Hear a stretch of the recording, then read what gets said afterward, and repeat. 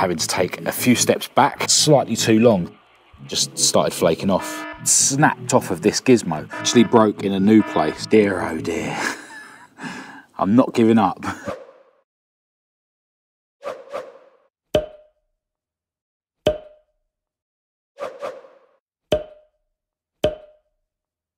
Hello and welcome to this video. I'm Marcus Hayes and today I'm round the garage spending some more time on my latest project, Heidi, my hearing aid beige model Mk2 Escort. Now I was actually round here yesterday and I was planning to start this video then.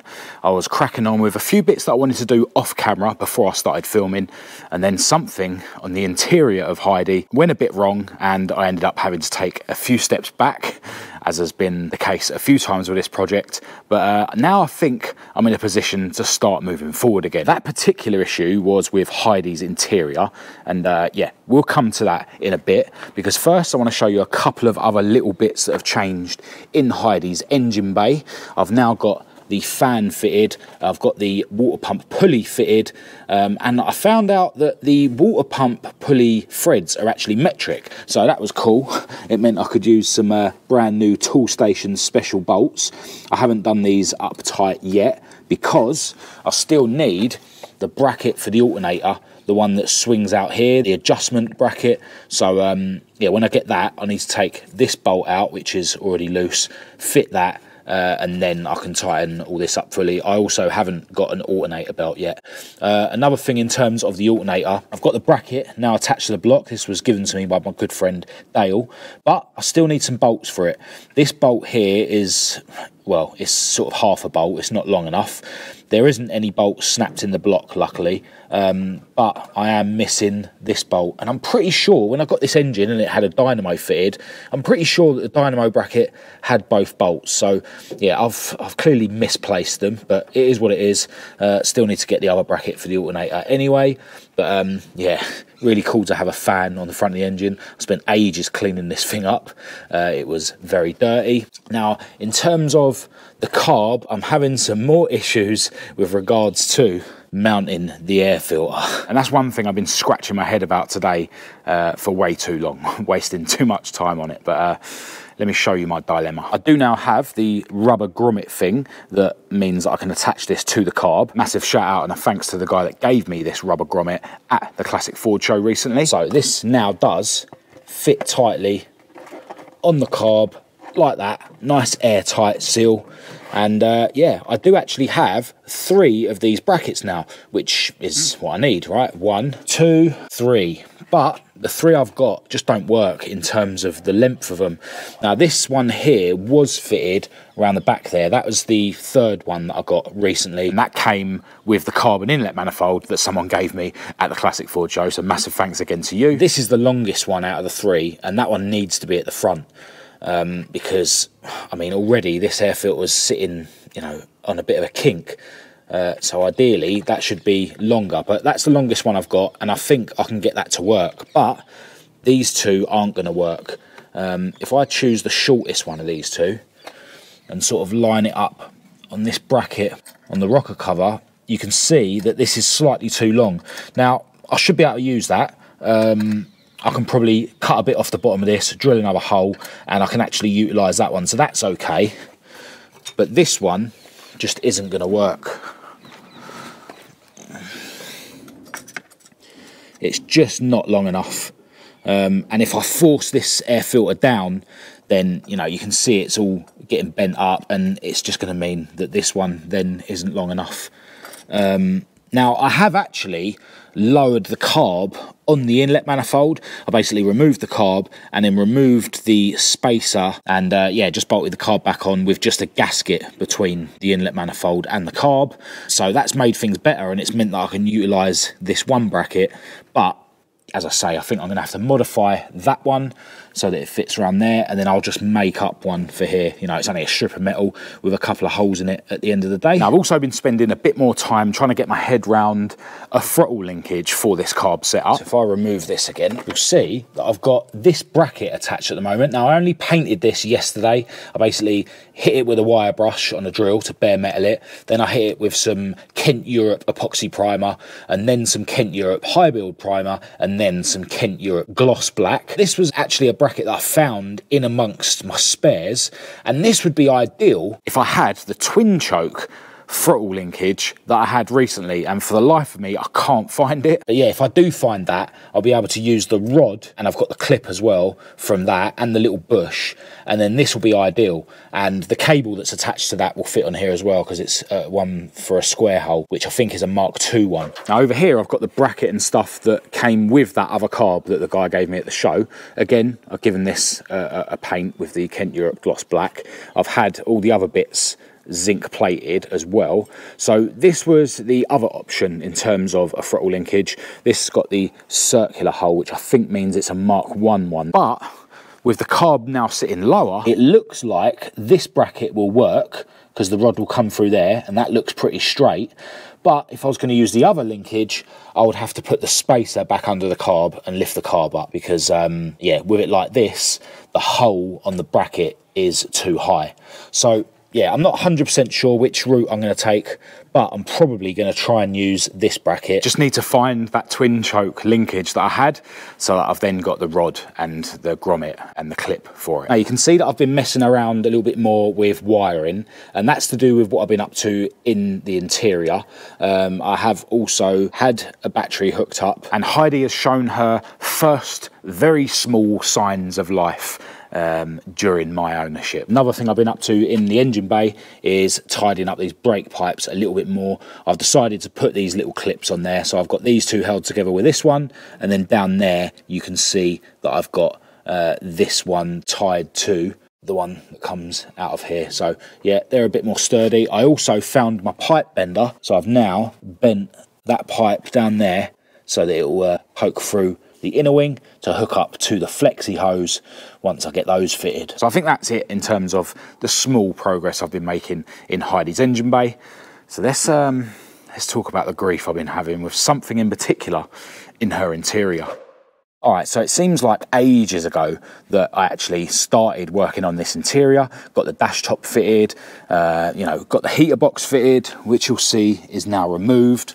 The steering cowling and stuff was fitted. I've removed one piece of that as well. Oh, actually, in terms of the dash top, which I knew I was going to have to replace at some point, but it wasn't in that bad shape. Well, when this thing was in my garage, I actually dropped, I think it was a socket on this dash top, and yeah, it just started flaking off, this coating. So this is obviously very brittle, and yeah, I'm not in a rush to change it, just because there's plenty of stuff that I need to buy for this car that I haven't got. You know, I still need to fund the paint job, etc, etc. So anything that I've got that isn't ideal, it can stay for now. Yeah, and the main thing is to get all the stuff you haven't got and get it on the road. So yeah, that's a bit unfortunate, but it is what it is. But in terms of this interior, now that the engine and gearbox is fitted, it means that I can, for instance, fit the gear stick to the gearbox, and then that means that I can start fitting the rest of the interior. And over here I've got some interior parts. This obviously was fitted before, but I needed to remove this to remove the heater box, and I'll explain why in a minute. Annoyingly, I've snapped off another couple of the lugs off of this, so this might end up being double-sided taped on, but yeah, this is another bit that isn't mint anyway, so not the end of the world.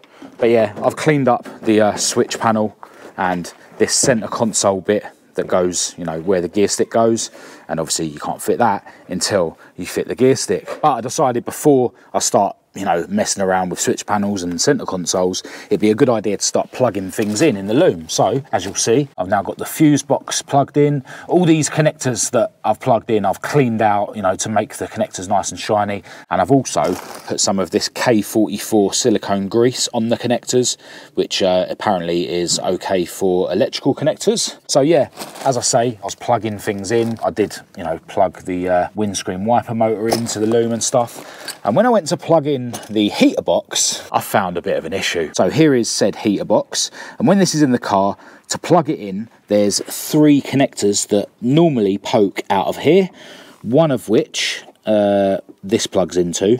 This plugs into another wire in the loom, and then there's another 2 wires in the loom that plug into the other 2 of the 3 connectors that poke out of here. Now, the connectors that poke out of here are on this little gizmo, and I think this is like a resistor thing to control the speed of the heater fan. Because the way that the speeds on your heater fan work is that ultimately the fan only has one speed, right? But the resistor thing restricts the amount of voltage going to the fan to give you your slower speed. Basically what had happened is 2 of these terminals had snapped off of this gizmo. So, you know, when I went to plug in the wires, basically they just snapped off. You can see one of them is still trapped in this female spade terminal. I need to get that out so that I can plug this back in. So yeah, I basically took the heater box apart. It's basically in 2 halves, and you separate the 2 halves. Some of the clips did get broken along the way. And yeah, there's a couple of clips here as well. One here that you ping off and one under there you ping off. And then the heater box comes in 2 halves, and then you're able to get this piece out.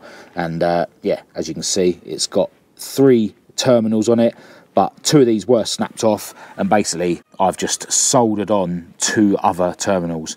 Now the soldering looks absolutely grim because this thing was just really rusty, you can see here, and I just cleaned it up as best as I could so that I could get blobs of solder on where I needed them. Made sure that, you know, terminals that weren't supposed to be touching each other aren't touching each other. These 2 are actually touching each other, but this one's separate. And yeah, this sort of board was also snapped. There's actually another little bit that's supposed to go on the end of it, but that doesn't have any connectors on it, so it's not really needed unless you was going to actually put it back in the box so that it was, you know, the right length to be in there and not shake about. But yeah, you know, I've butchered this back together. It looks like an absolute state. I've used a load of araldite on it just to hold this board back together once I've done all the soldering, and I've tested it and it actually works, so happy days. I mean, I don't know how this thing works, but there's a coil of wire going through the middle of this thing. I'm not actually sure whether this moves when it's energized, but originally there was a little terminal or a little bit of metal leaning against it, and you know, I had to add that as well. That snapped off as well, so there was 3 things that I had to add to this. So I'm not sure whether that's just like a support thing or whether that is an actual connection. I don't know what this material is, but maybe it conducts electricity. I don't know how this thing works. All I know is I've fixed it as best as I can. It looks like an absolute state, but it works. Alright, so got the battery hooked up. This baffled me yesterday because it's brown, and to me brown means earth. But yeah, once I peeled back some of this, I could see that it was connected to the red wire, and I was testing continuity between this and the red wires on the alternator. So yeah, that's my plus. Still need the thick red wire that goes to the starter solenoid, obviously, but yeah, this is the power for the car. In terms of the earth, I've got these brown ones which are earth, and then I've just hooked up this temporary wire that goes to the body. That should have like a thick black wire going to here. So yeah, battery's hooked up. Oh, I've also chucked a load of fuses in the fuse box. I'm sure at least one of these should be red, but whilst I'm messing around with electrics, I'd rather have fuses, you know, potentially that are too weak, rather than having fuses that could be potentially too strong, because I'd rather blow fuses when I'm messing around with the electrics than set fire to my car. So I've got the heater box all wired up. We've got the multi-plug that goes into the back of the switch panel. Then we've got the 2 wires coming out of here, as I explained. One goes into this wire in the loom, that's the same colour, so that's easy to remember. And then the brown wire and the other 2 wires from the loom that are for the heater are going into this gizmo. If you get these 2 wires around the wrong way, then your speeds will be wrong. So down is supposed to be slow and up is supposed to be fast. But if you get the earth wire at the wrong end, because I remembered that it was one of the end ones, then it won't work at all. So yeah, with it all wired up and with the ignition on, I can flick it down, which should be slow, and it is, and then flick it off and then flick it up for fast, which it is. Happy days. I filed out the hole in the heater box so that the gizmo could live in its original place, but be attached from the outside. I noticed that it gets hot when the fan is powered up, so this way the fan will keep it cool. I attached it to the outside of the heater box with a screw and some gaffer tape, then refitted the heater box to the car, but then there was an issue. It's actually broke in a new place because the araldite is stronger than the board. So yep, We're gonna have to repair this. Dear, oh dear. I'm not giving up. But yeah, we've got more life in this car. Indicators, obviously there's no actual lights fitted. Wipers, although there's no wipers fitted. I don't know what this bulb is, but yeah, whenever the ignition's on, it's on, no matter what I do with any of the other switches. Hazards. If I do the flasher, the blue light comes on the dash. So it's looking like everything on the loom is fine, which is good. I did hook up this earth wire to the kick panel yesterday. Another thing I did yesterday was fit the brackets for the centre console. This carpet didn't have any holes for this bit. I suspect this is an RS carpet because this hole is too far back, so maybe the RS centre console mounts differently. I didn't do the best job in terms of cutting it, but I'm hoping that the centre console will hide that. Yeah, I really need to figure out what's going on with this bulb because I think I'm going to take that out. Yeah, because I don't want that to burn the carpet every time I turn the ignition on. But yeah, I can't fit the centre console until I've sussed out this heater box thing and got the switch panel in. But I can throw the gear stick in. And I'm actually not going to throw it in now because I'm coming back round here tomorrow to resolve this heater box issue, hopefully, and continue with this. So I think for now, I'm going to give this gear stick a bit of a paint job and then get out of it. Hello, into the next day, and I'm back around the garage. I don't actually have long today because today's Saturday and I've had my boxing class, which always takes a couple of hours to recover from. So yeah, I've only got the late afternoon left to try and make a conclusion in this video that I was trying to get to 2 days ago. I've got my re-repaired heater box gizmo thing. Just check out how much araldite I've chucked on it this time. I've crimped up these terminals a bit to make them super tight and carefully push them onto the terminals, and you'll be glad to know that it still works. Happy days. So it's time to continue where I left off yesterday with Heidi's interior. I carefully reattached the gizmo to the outside of the heater box and then used these sticky things which accept cable ties to hold the wiring loom up out the way. It was then time to start thinking about fitting the switch panel, so I spent some time studying a wiring diagram to figure out exactly where all the wires are supposed to go behind the switch panel. Once I'd screwed the switch panel to the bottom of the dash, I cut away some of Heidi's carpet to make way for her gear stick, and then removed the wrapping that was around her gearbox. I grabbed the freshly painted gear stick and greased up the ball at the bottom of it, but then utterly failed to screw it into the gearbox.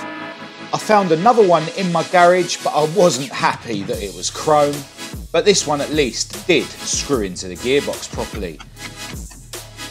Once it was tight, I bent down the locking tabs. The shifter felt way sloppier than the Quick Shift Type 9 and RX-8 ones that I'm used to. Anyway, then it was on with the centre console. I decided to gaffer tape the carpet down so that the missing pieces wouldn't be visible when the console was installed. I reinstalled the cowling and a couple of missing screws, and then moved on to the freshly painted handbrake. The gator was absolutely hanging, but Maud's was quite mint. So I decided to swap the gators round and then get the mint handbrake and handbrake gator fitted to Heidi. Then on went the gear knob, this blanking panel for where the stereo goes, and the crash pad onto the passenger side of the dash. After giving Heidi's cockpit a quick hoover out, it was time to move on to fitting the seats and the freshly painted rails. I refitted the springs to the rails, then fitted the rails to the seats. I used an offcut of the carpet to cover up this hole, and then got both seats installed. And voila! The cockpit now looks like quite a nice place to be. I'm very grateful that I got unripped seats with this car, and I'm so glad that I took the time to paint the rails. The carpet looks very presentable. Definitely need to get some brown and beige MH mats though, I reckon. And the door card and kick panel give us a sense of what it's going to look like when it's actually finished. All right, well, there's been quite a lot of grief along the way, but I'm so happy with how this is looking. It's actually starting to look like a car again, at least in the front. The back is still a bit of a van, but yeah, I'm not saying that a lot of this might not need to be removed at some point. Some of it certainly isn't properly fixed in yet. There's a couple of wires that I'm not 100% sure on. I know that some of these are for the clock. I'm pretty sure I've got a clock somewhere. There's some other wires that I think are for a radio. I will be putting a radio in this car. But yeah, I've got these which go on some sort of relay, and if I remember rightly, it was attached just to the dash, slid onto there. But I want to make sure before I start risking, you know, chipping the paint, sliding it on there, maybe I can just mount it behind the dash somewhere. But yeah, really cool to have the cockpit starting to look like a cockpit again. And I know I've said it a million times, and I'll probably say it a couple more million times during this build, but I just love how the brown interior looks against the beige paint. It's awesome. Really happy that I painted up these rails and stuff. They look really nice. The seats aren't mint, but they're in pretty good condition. Definitely usable. I was able to clean some sort of overspray and bits of grease and stuff off of these with thinners. I was kind of worried that it might affect the brown colour, but it didn't. So yeah, the seats are looking pretty good now. Definitely need a bit more of a clean, but yeah, they're a million times better than they were and definitely usable. And yeah, I'm really happy that I sort of planned to keep this thing, you know, looking relatively stock, utilising the full interior that came with this car. And you know, when you look at each individual bit, like the steering wheel isn't in great nick, the dash top there is damaged, you know, even the centre console, you know, nothing's mint, but when you step back and look at the whole picture, it's perfectly usable. And yeah, I just decided to throw on one door card to sort of add to the effect. And when it's shut and you look from the passenger side, trying to ignore what's going on over there, it actually looks like a proper cockpit. And you know what? Getting the bits done in this video that I have got done with the interior and also the few little updates in the engine bay has really given me a boost to continue with this project. And it's a good job because pretty soon I'm going to be turning my attention to the bodywork on the outside. Because of what we found along the way with this project, we can't trust any of the primer that's been put on. I mean, to be honest, you know, it was put on years ago and it's not like any rust has started bubbling through or anything like that. But yeah, we just can't trust it, so we are going to bare metal it. There's definitely a thick layer of primer on this.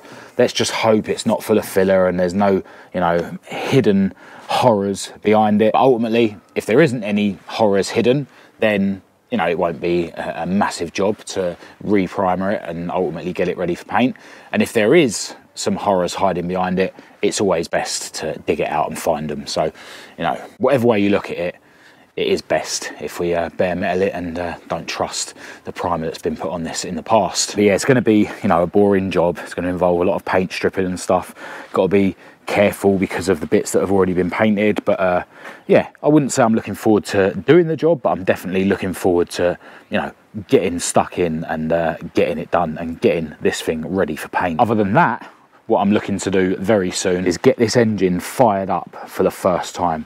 You know, during what I've been doing in this video, I have been checking a lot of the wiring loom and stuff. You can see that it's a bit of a mess. I seem to be getting power to all the places where I need it. For example, this wire here, which I assume is one of the wires for the coil. And then I think the other wire that goes to the coil is this one that comes out of the dizzy. I need to figure out whether this has got a ballast wire fitted. I've got a feeling that it's a pink wire, and I did find a pink wire. This one here, but the ballast wire normally feels like one solid wire in there rather than a load of strands. And this definitely looks like, you know, not a Ford connection. That's electrical tape. So maybe this car's already had the ballast wire taken out. Not sure. So yeah, it's a little bit of investigating to do, but I am very close to chucking some oil in this thing and yeah, attempting to start it for the first time. I still would like to know exactly where the coil mounts under here. I suspect it's in an area where Chris Kember at Clump Fab did the welding, so the holes aren't still there. So if anyone's got a picture of their coil mounted to a cross-flow powered Mk2 Escort, do drop us an email with some pictures. I'd really, really appreciate it. But yeah, she's definitely very close to being fired up for the first time, as I say. And yeah, progress is getting made. You know, it's a slow process, but progress is definitely getting made. And I hope you guys are going to continue to tune in to future videos to follow this build. Now, I think in the next video, I'm actually going to have a look at what's going on with Esther, my Mk2 Escort, because she's running rough and I think I might have hurt her engine, but that's for another day. Right now, I am going to end this video here. Massive thanks to everyone who's tuned in. Do give it a thumbs up and a share if you thought it was any good. If you didn't, feel free to give it a thumbs down. Check out the links in the description to my social media and that sort of thing. Massive, massive thanks, as always, to my patrons for your ongoing support. But other than that, I'll chat to you in the next video.